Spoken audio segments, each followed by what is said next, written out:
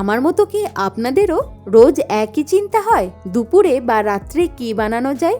তাহলে এরকম দুর্দান্ত স্বাদের এই ডালের রেসিপিটা সহজেই বানিয়ে নিন, যেটা ভাত, রুটি অথবা পরোটার সাথে খেতে অসাধারণ লাগবে। তাহলে চলুন শুরু করা যাক আজকের ভিডিও। আমি সুকন্যা। আজকে আমার ব্যাপক রান্না হলো হাতে মাখা ডাল চচ্চড়ি। এই ডাল চচ্চড়িটা বানিয়ে নেওয়ার জন্য প্রথমে একটা বাটি নিয়ে নিতে হবে। এবার যে কোনো কাপের মাপ অনুযায়ী বা এরকম মেজারিং কাপের মাপ অনুযায়ী 1 কাপ মুসুর ডাল নিয়ে নেব।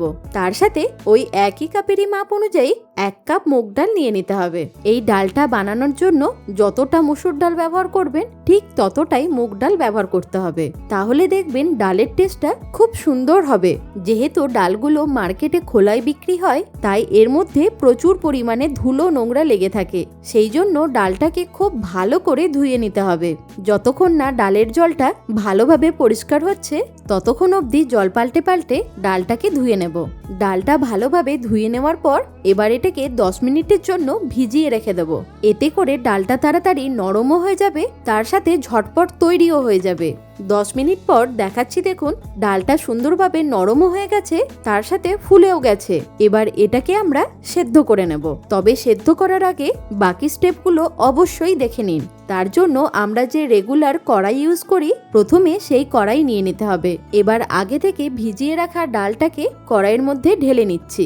যেহেতু আমি একেবারে সবকিছু মেখেই ডালটাকে তৈরি করে নেব, সেই জন্য শুরু থেকে কড়াই ইউজ করলেই সুবিধা হবে। এবার এই ডালের মধ্যে দিয়ে দিতে হবে একটা বড় সাইজের পেঁয়াজ কুচি। তার সাথে দুটো মাঝারি মাপের টমেটোকে পাতলা করে কেটে নিয়ে এর মধ্যে দিয়ে দেব। এছাড়া দিয়ে দিচ্ছি 1 চা চামচ গ্রেট করে নেওয়া আদা। তার সাথে দিয়ে দেব 1 টেবিল চামচ থেতো করে নেওয়া রসুন। এবার ঝালের জন্য দিয়ে দিতে হবে 4-5টা কাঁচা লঙ্কা চেরা।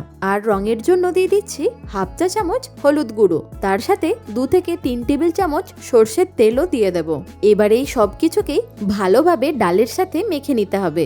এই ডালের একটা গল্প আছে। হঠাৎ একদিন দুপুরে আমি এই একটা পদই রান্না করেছিলাম।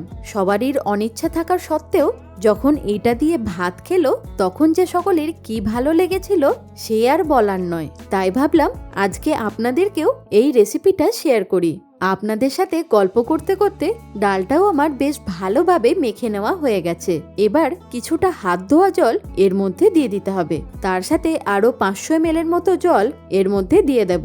এবার দিয়ে দিতে হবে স্বাদ মতো নুন। এর সাথে একটু ফ্লেভারটাকে বাড়িয়ে নেওয়ার জন্য দিয়ে দেব একটা তেজপাতা। এছাড়া দিয়ে দিচ্ছি 1 টুকরো দারচিনি, তার সাথে 3টে ছোট এলাচ। এবার এই ডালটাকে আমাদের বেশ ভালো করে সেদ্ধ করে নিতে হবে। এখন একবার নাড়াচাড়া করে নিয়ে গ্যাসের ফ্লেমটাকে মিডিয়ামে রেখে একটা ঢাকা দিয়ে দিচ্ছি। মাঝে মাঝে একবার নাড়াচাড়া করে দিতে হবে যাতে কড়াইয়ে না লেগে যায়।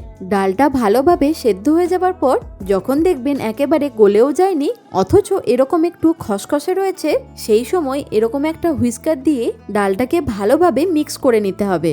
আপনাদের কাছে যদি ডাল কাঁটা থেকে থাকে সেটাও ব্যবহার করতে পারেন। এইভাবে মিক্স করে নিলে ভালোভাবে মিক্স হয়ে যায়। ভালো করে মিশিয়ে নেওয়ার পর এবার দিয়ে দেব 1 চা চামচ জিরে গুঁড়ো। তার সাথে দেব 1/2 চা চামচ ধনে গুঁড়ো। এর সাথে দিয়ে দিতে হবে 1/2 চা চামচ লাল লঙ্কার গুঁড়ো। আর একটু মিষ্টির জন্য দিয়ে দিচ্ছি 1 টেবিল চামচ চিনি। এইগুলোকে একবার ভালো করে মিশিয়ে নিয়ে আবারও ডালটাকে ঢাকা দিয়ে 2 থেকে 3 মিনিট একটু ফুটিয়ে নেব। যেহেতু ডালটা অনেকটাই ঘন হয়ে গেছে, সেই জন্য আরও একটু জল এর মধ্যে অ্যাড করছি।